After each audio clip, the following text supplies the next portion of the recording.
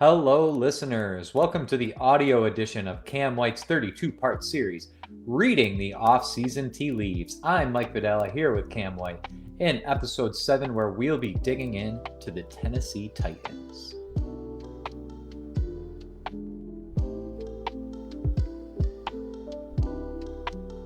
Welcome to Reading the Off-Season Tea Leaves. Today we'll perform topography on the Tennessee Titans' free agency moves, incoming rookies, coaching changes, and fantasy fortunes.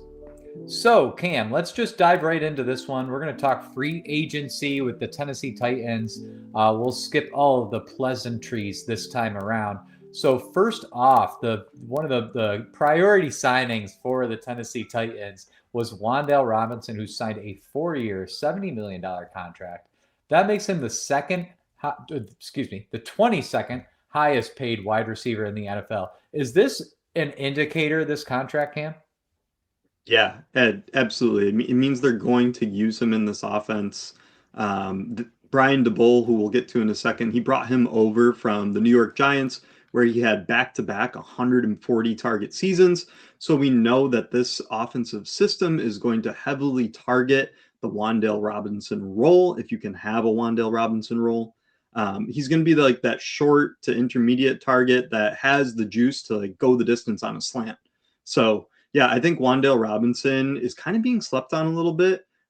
People really were hyped on him when he was coming out as a rookie and in his second year, and he just took a little bit to develop, which is normal for a wide receiver. Like we're so used to, or we've experienced these wide receivers break out early in their careers, and like it used to be like years 3 and 4 is when we actually would experience a wide receiver breakout, and that's kind of the trajectory that Wan'Dale Robinson followed, and then he got paid. So we should be ready for him to probably put up at least a wide receiver 3 season.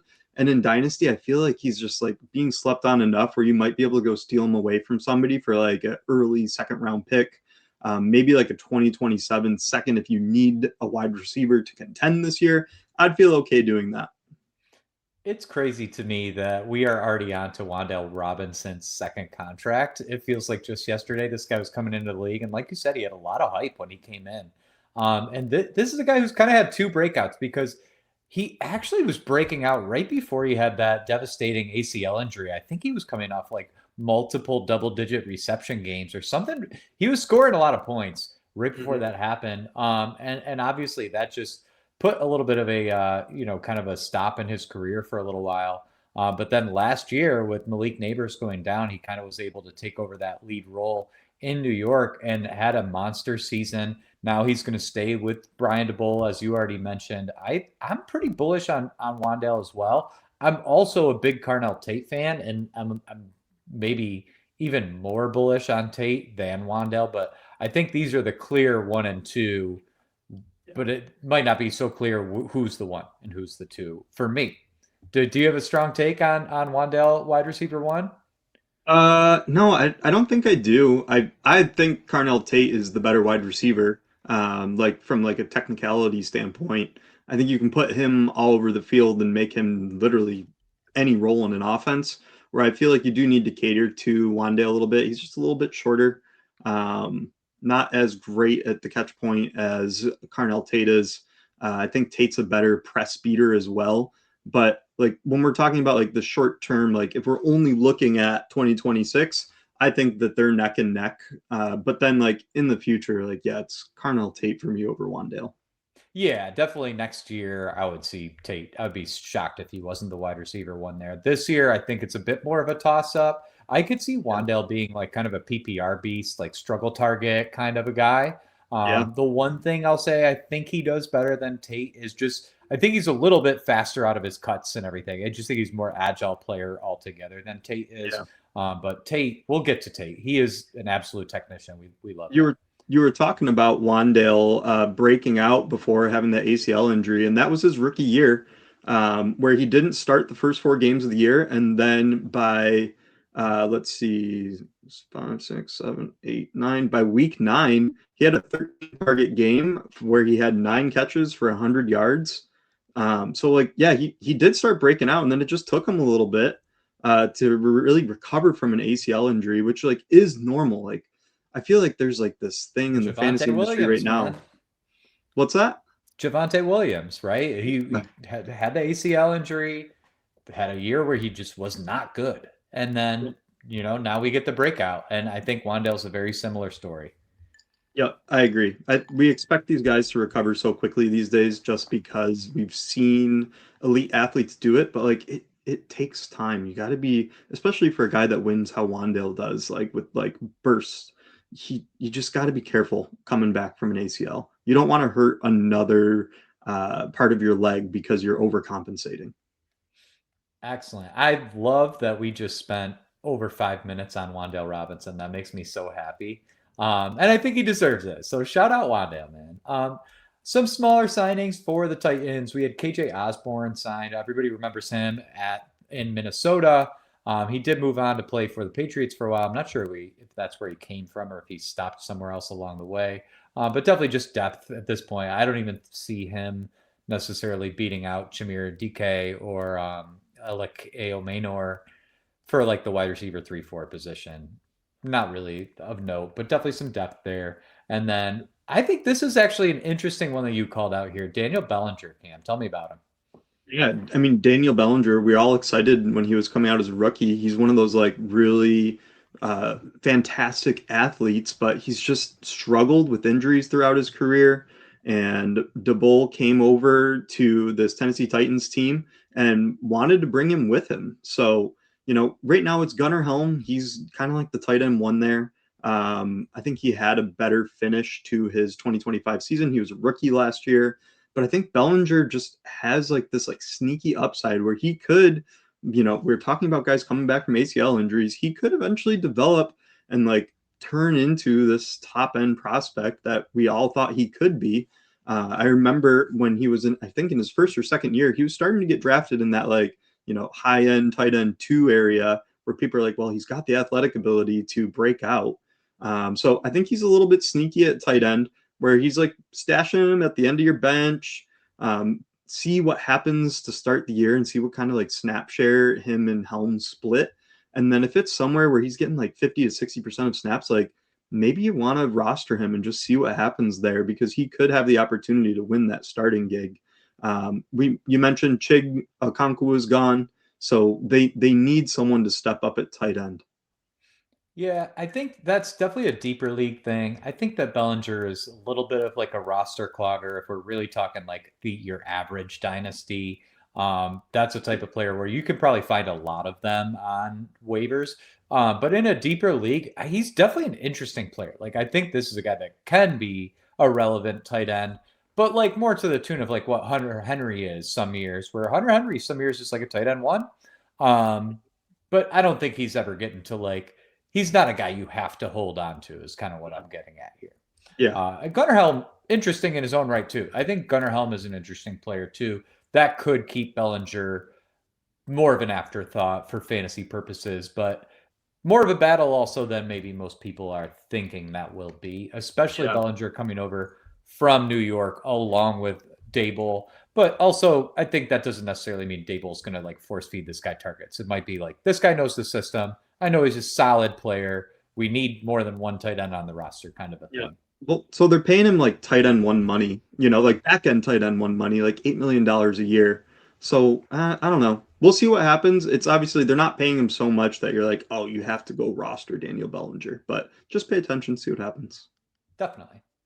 All right, on to the fun part. This team's got some fun incoming rookies. So we are going to talk first about Carnell Tate. So this guy is, I think, what was he, the fourth overall pick, third overall pick, Fourth overall pick. fourth Yep. overall pick by the Titans this year, coming out of Ohio State. Just a fantastic wide receiver. I love everything about Tate, but you did all of the rookie deep dives this year, Cam. I'm going to let you take the lead on Carnell Tate. Yeah. So I think when you watch Tate's tape, he's obviously a top end route runner already as a rookie. In contested situations, he has fantastic hands.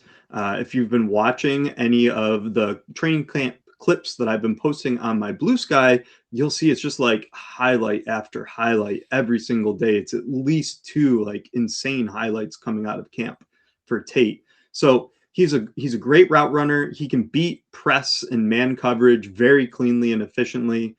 He settles into zones. He's very smart with his tempo and nuance as a route runner. Some guys, when they're coming out of college, they've just been able to beat the opposing DBs just with like speed. But he like really understands how to work a defender and like play with them a little bit to like have them unsure of what route he's going to be running, or to set up, routes deeper into the game plan based on what he's done earlier in the game. So I really like Carnell Tate. I think if you're trying to build, like you're in a dynasty startup and you're trying to build a really young team, I think targeting him in at his current ADP is really smart. If you're a contender and you're looking for a piece to immediately help you this year, probably not going to be Carnell Tate. I think he still probably has like a wide receiver 3 season. But after that, I think he's going to be a locked and loaded wide receiver 2 moving forward. I love his fit with Cam Ward. I think he works the same areas of the field that Ward likes to target. Ward's aggressive. He'll throw into tight windows, and Tate is going to be a guy that he just absolutely loves peppering with targets. I wouldn't be surprised if we see him with like, the 140, 160 target share in future years. Yes. Now, if you guys know me, you know I super value the young players in Dynasty. But I will say that I have Carnell Tate inside of my top 15 Dynasty wide receivers, which is spicy. That is spicy. But I've got him sitting there inside my top 15. You can go check out my rankings at the Optimus website. Moving on from Carnell Tate, now we have our favorite rookie for the Tennessee Titans, because we saw Nick Singleton at the Senior Bowl. Now, Singleton was like one of the favorites to be a top running back in his class prior to this year. His career in college has kind of had some ups and downs, and we saw him kind of fall to just be another one of the running backs in this class. I really loved his film. I charted his game against Indiana, who had just had a bruising defense this year. I charted him and Kaytron Allen. Both of these guys did really well against a very tough defense and what I thought was their hardest game of the season. Singleton was more of the burner back for this Penn State team. He's got some decent hands and can get involved in the passing game, and also just has that speed to break off the big runs, and underrated power as well. He's not like a Jahmyr Gibbs necessarily, where he's kind of like this little guy. Like, he's actually a decent sized back who can run through people too. What did you see when you looked at Nick Singleton's tape, Cam?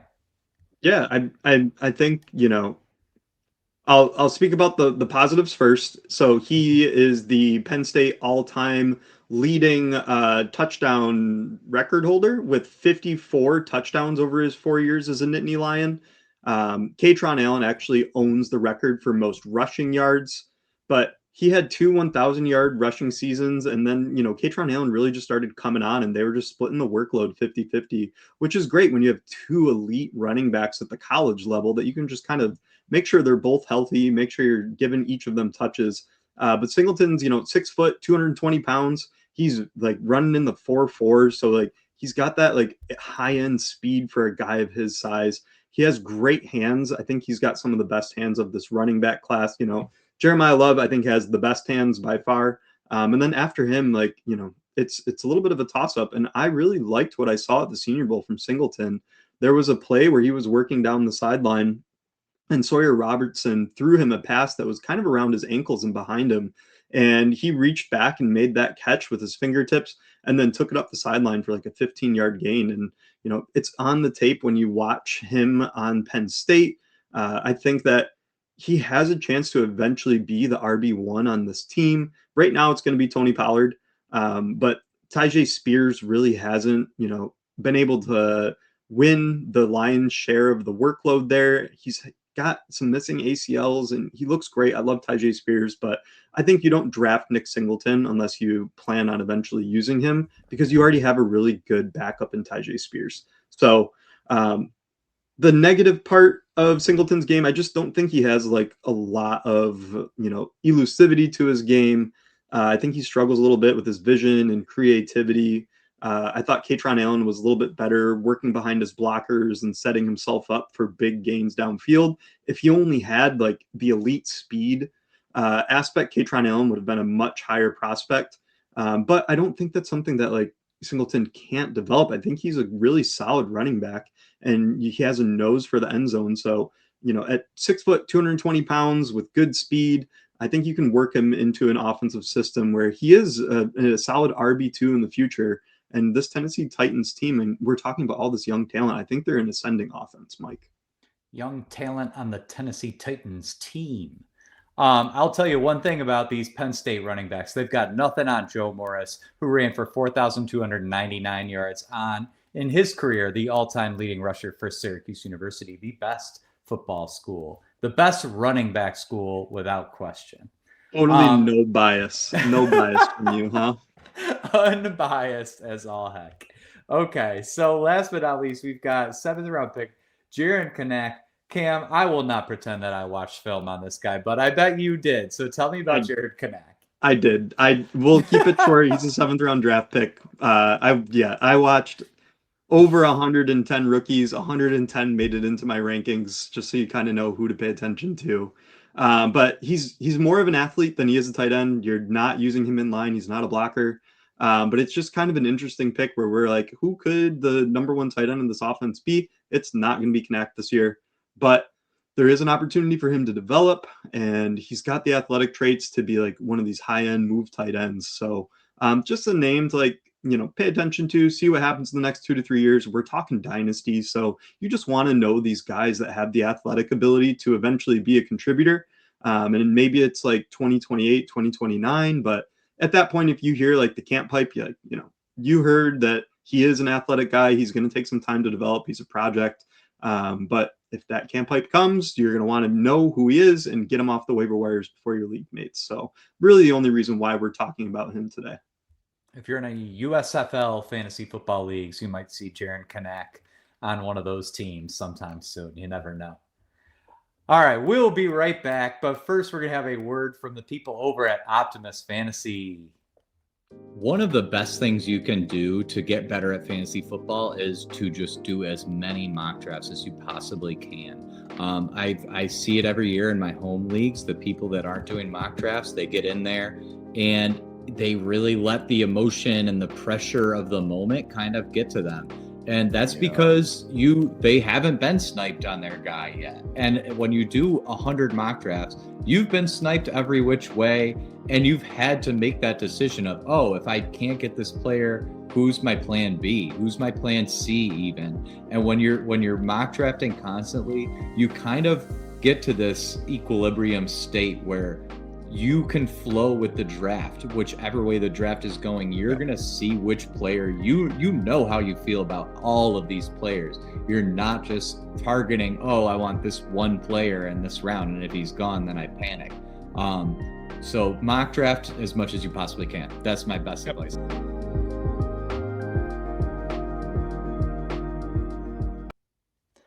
Hello, and we are back with reading the off-season tea leaves. I am Mike Vadala with my co-host Cam White. This is his 32-part series that we are dissecting on video here, and we are getting into the Tennessee Titans coaching changes. So they bring in Robert Saleh, who had a stint with the Jets and then went back to the 49ers where he started as the defensive coordinator there. And now he is here for a second try at a head coaching job. I really liked Robert Saleh. I liked him on the Jets. I obviously liked what he did with the 49ers defense, despite how injury riddled they were last year. I thought that he really put together some tough game plans and made it difficult on teams, even with a bunch of backups at linebacker and other positions. And then he brings in Brian Daboll, who is one of those coaches that I actually preferred as an offensive coordinator. Now he's going to come in from New York, be the offensive coordinator for these tight ends. We know that he has that QB whisperer narrative with Josh Allen, where he kind of made a name for himself, then found success with Jackson Dart last year. Tell me about these coaching changes. How are they going to affect fantasy? How are they going to affect dynasty? Do you like them? What do you think, Cam? Yeah, well, I mean, let's not forget that he also made Daniel Jones look like a really solid dynasty asset where he was like being talked about as like a top 12 dynasty QB. So then he had the ACL injury and, things kind of were a little shaky. And now, he's back over on the Indianapolis Colts and we're all excited about Daniel Jones again. And I think a lot of that has to do with the Bull and his development of Jones. But I think when we're talking about these coaching changes, it's like there's a very clear delineation of like Saleh is going to run the defense and Daboll's going to run the offense. So that's probably, best served for Daboll. He doesn't have to kind of be like focusing on two different sides of the ball when he was the head coach of the Giants. We know he ran the offense there, but now like that's it. That's all he has to focus on. When we're talking about QB development, we have to talk about Cam Ward. Daboll really wanted the Giants to trade up and go get Cam Ward last year. He was pounding the table for him. It didn't happen. They wound up with Jackson Dart. He still made Dart a useful fantasy asset for us. But now he takes this job over with the Tennessee Titans, probably because he gets to work with Cam Ward, who he really liked and wanted. And maybe he can help him reach that potential that Ward has. We know Ward is just an absolute gamer out there, one of the best trash talkers in the league, in my opinion. So let's hope that he elevates Ward's potential to the next level. We know that he's bringing with him Wan'Dale Robinson. We talked about him earlier as well. Bellinger's joining him. So he's bringing guys that know his system, and they're going to be able to help coach up and train these other guys on their offense about the Bulls system, what he expects from them. And I think that's really important when you're considering, you bring in a new offensive coordinator. He needs to bring some of his guys over to just help everybody ramp up a little bit quicker. I'm expecting this offense to take a step forward. I think we're going to be excited about them moving forward as dynasty assets. Mike, anything I'm missing about Daboll joining this Tennessee Titans team? Not that you missed it. I think you covered it, but I want to reiterate the Cam Ward narrative there. I think that Cam Ward might be the best prospect that Daboll's ever had. I mean, like, I know Josh Allen turned into the best player, but coming in, Josh Allen was not ranked like Cam Ward was. So I think that'll be really interesting. And I think that he could be the second best player that he's ever coached at quarterback over Danny Dimes, over Jackson Dart. I don't know that Ward is getting to the Josh Allen highs. I think that would be a tall order, but I do think that he could be potentially the second best quarterback Daboll's ever had. We know that Cam Ward has some just gorgeous arm talent, and he's got the mobility to kind of move out of the pocket when he needs to. So he could be kind of that Josh Allen light. He's not going to run through guys, but he definitely can make plays off script. We know that Daboll can work with guys like that. So that's a very interesting piece of the story for me. I think you touched on it as well. So this coaching change is exciting. This is a fun team to talk about in the offseason here. Moving on to the fantasy fortunes for the Tennessee Titans. We've talked a lot about Cam Ward. I see him as like a back-end QB2, a guy you could definitely wait on in a lot of drafts. In Dynasty, though, I think this is a guy you want to kind of jump to get right now while he's cheap. This is probably the cheapest his stock will be for the next few years. What do you think there, Cam? Yeah, I think we're in a buy low window for Ward.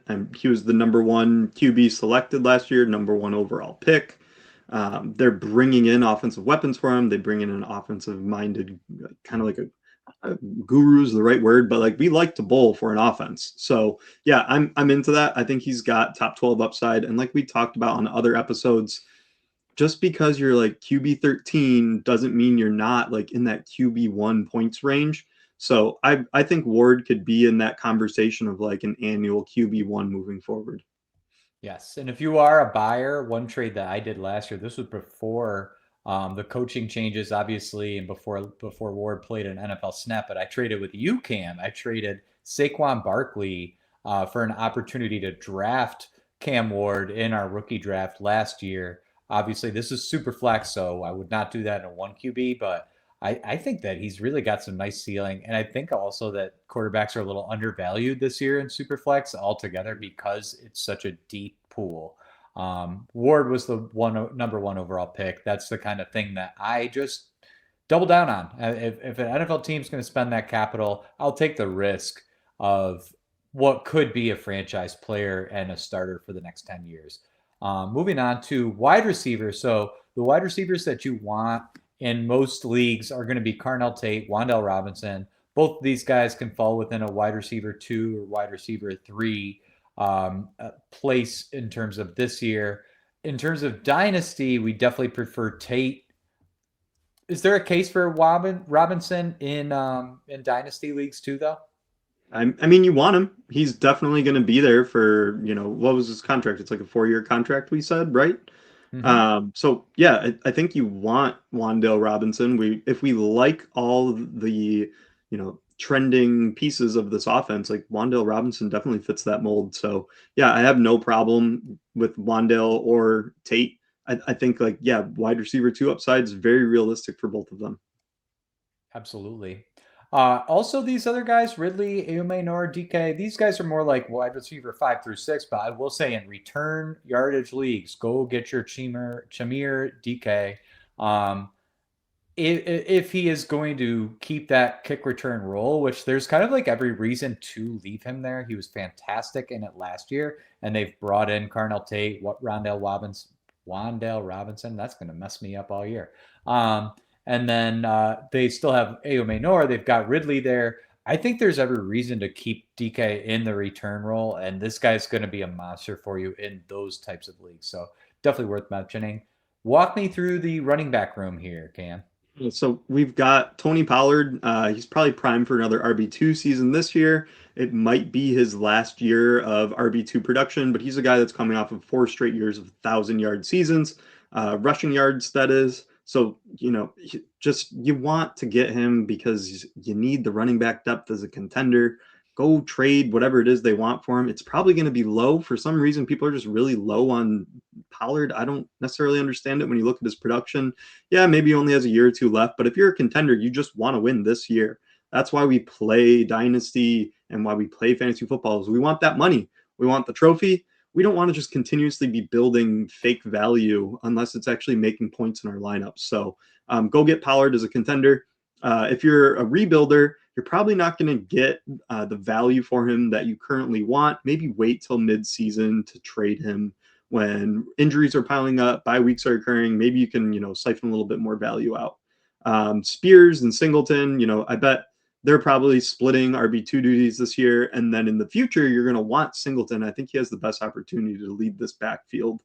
Um, After Jadarian Price comes off the board in your rookie drafts, I think that's when you want to start thinking about taking Singleton. I would feel more comfortable being like, early second round for this guy. Um, I've been taking him right around like that, like 204 range after the wide receivers and the top end tight ends clear up. I'm ready to press the button and click Nick Singleton. Agree with you there. In terms of Pollard, I just want to bring up, do you remember, this was probably like 5 years ago now. Tony Pollard was a round one pick in redraft leagues at one point. And he is now, he is the leader of a team. He's the lead back Yeah. on a team. I mean, and again, you mentioned he's coming off 4 straight 1,000-yard rushing seasons. We used to be so excited about Tony Pollard, and I am not sure what happened since then, but I'm with He's you on the that he is, Titans. yeah, he's just massively undervalued, I think, this year, especially with a team that should be a lot better Yeah. with Robert Saleh and Brian Daboll. Okay, well you know what? We did not talk about tight end. So let's just really quick. I think Gunnar Helm is the one that you mostly want to be rostering. He is a decent dynasty stash, but not necessarily a guy you are excited to be starting in your lineups. Daniel Bellinger, deep league stash, definitely like one of those, like, remember the Yahoo watch list? That feels like 20 years ago to me too, but like a watch list guy, like keep your eye on Bellinger, but Helm is the one to stash here. And if you're desperate, you could probably start him this year, but ideally you've got a better player in there to start at tight end. Anybody else? Do we want to talk Jared Kanak again? I think we've had Yeah. enough Jared We did Kanak. it. Let's Yeah. move on with it. Let's get on to our side bet. So, our side bet for this week is who is going to have more fantasy points in week one this year. So, we've got Wan'Dale Robinson or Carnell Tate. Cam, I kind of assumed you're taking the Robinson side there. Is that where you want to land? Yeah, I'm going to take Robinson. I just feel like he's like this underneath option where he's going to get these PPR points for you. I really like Tate. They're just like neck and neck for me, and it's really just like a 50-50 coin flip on who I like here. I'm going to take Robinson just because we've seen the production, and I know that DeBoll's going to immediately use him. And he's going to immediately use Tate too. But walk me through why you're taking Tate. I think that Tate is going to be a smash this year, and he is going to kind of out outplay all of our projections for him and what we're thinking. I think that Tate is going to just solidify himself immediately as the number one. We see him tearing it up in camp. They spent the 4th overall pick on this guy. If you look back at the history of number 4 overall picks or top 10 wide receiver picks in the draft, it is like riddled with just like Hall of Famers and fantastic all pros. Tate is one of these guys. He's just the complete player. And I think that Ward is the guy that is going to also like see that this guy is just really good. And Ward is going to throw to the good players out there. He's going to give them all those opportunities for the contested catches and the big plays. I think he's going to make a lot of them. So I think that Robinson is a nice flex player this year, but Tate is going to have those big explosion games where he's got 100+ yards and a touchdown. And we did not go over the stake, but the stake for this bet, loser's going to have to do 20 pull-ups. So, some of our side bets, we've got goofy stakes. A lot of them we like to do like a workout. Now, we're not necessarily like the biggest bodybuilders out there, but I think that's a super great way to keep your friends healthy, have a little bit of fun. We're not gambling away our life savings. We're gambling away, a few calories. So loser of this bet, 20 pull-ups. We're going to film it. We're going to post it over on Blue Sky. Go check us out. We've got Cam White at White Heat FF on Blue Sky. I'm Mike Vadala, Mike on keys. Come talk some fantasy football with us.